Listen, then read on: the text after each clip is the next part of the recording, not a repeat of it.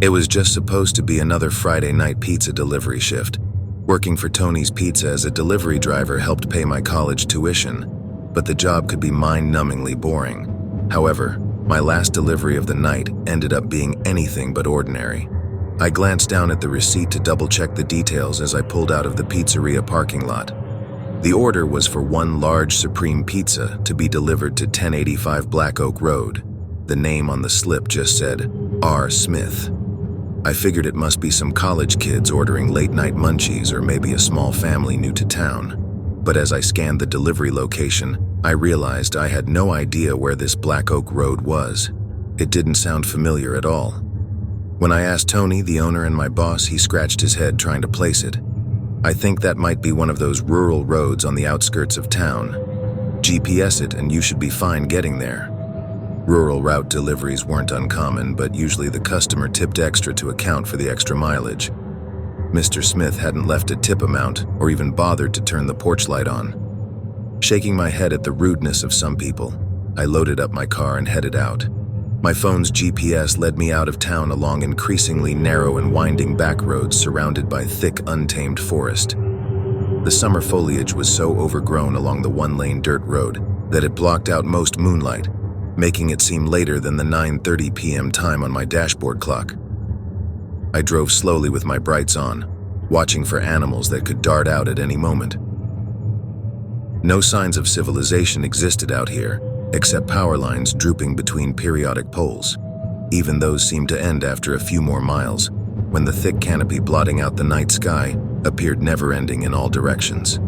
Finally, my GPS indicated that the dirt road I was currently crawling along at 15 mph was Black Oak Road. But so far I hadn't passed a single house, mailbox, driveway, or even seen evidence that people actually lived out here. The narrow, rutted lane stretched on for miles without any side streets branching off. I triple-checked the house number on my receipt.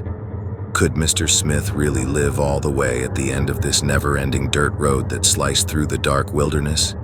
Just as I was about to turn around, assuming my navigation app had made a mistake, I spotted something up ahead.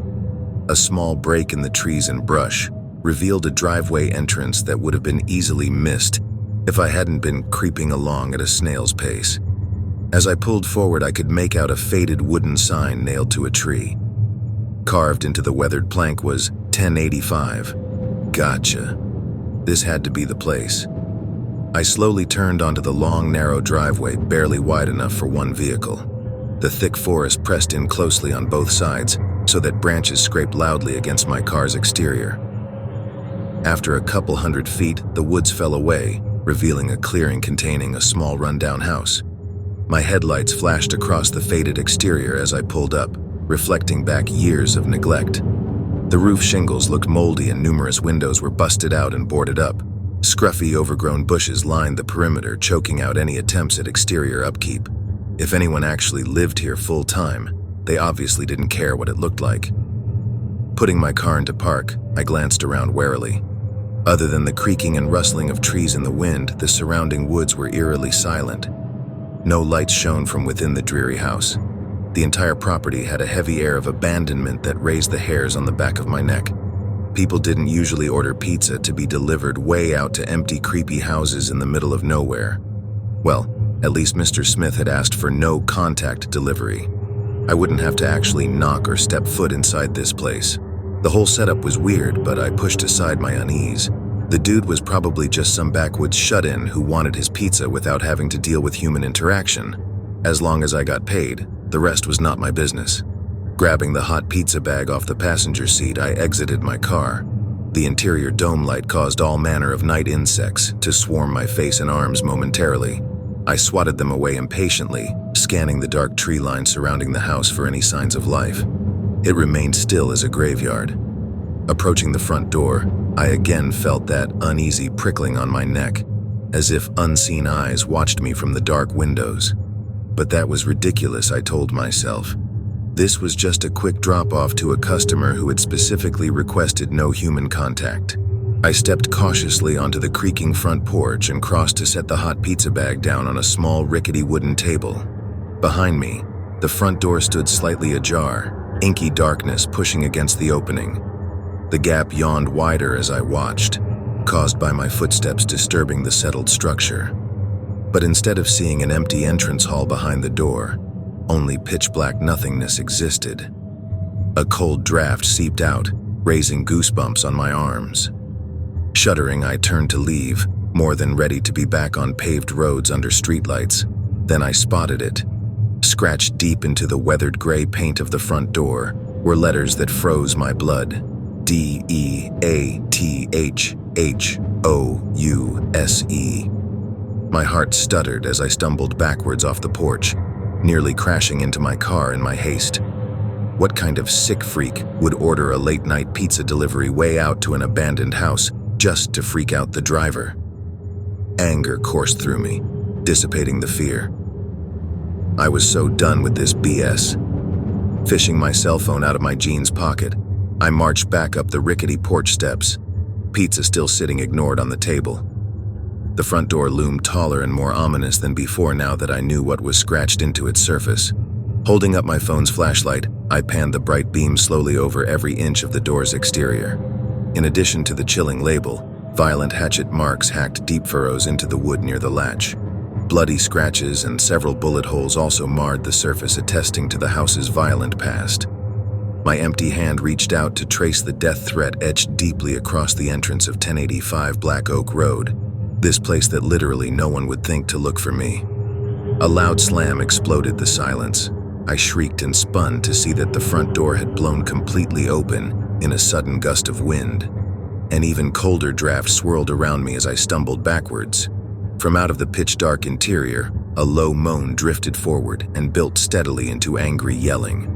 Terror clawed up my throat as the unholy screams increased. The skulls of dead animals and even a few human bones lay scattered over the entrance hall floor, now illuminated in my dropped flashlight's beam. Shadows swayed, making the grisly remains appear to writhe in agony. I backpedaled desperately, nearly crashing off the side of the porch in my panic. The unearthly shrieks followed me out into the clearing, billowing forth like shrieking ghosts escaping centuries of confinement. Branches and debris swept up in the frenzy of wind and noise, pummeling my body and face. I threw myself into my car, cranking the engine frantically as claws of icy fear dragged down my spine. Jamming the gear shift into reverse, I floored the gas pedal just as the storm reached a shrieking crescendo of pain and rage. My spinning tires spit gravel against the battered front door, now shaking violently in its frame. As my car raced backwards, the last thing I saw in my headlight's beam was the dark figure of man silhouetted in the entrance of that gaping doorway. His long, twisted shadow stretched towards me, as if in one final effort to snatch me back inside that house of death. I whipped my wheel around and gunned my engine to escape that dark forest and its secrets as fast as possible. Driving like a madman, I swatted at my face, trying to remove cold, sticky strands that kept grabbing at me. With dawning horror, I realized it was wet pizza cheese and sauce clinging to my hair and skin.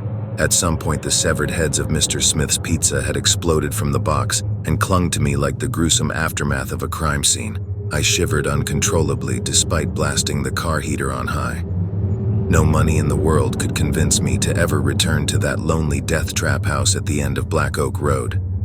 I silently vowed to never tell others at the pizzeria what I witnessed on that delivery. Hopefully, Tony would just write it off as an unsatisfied customer.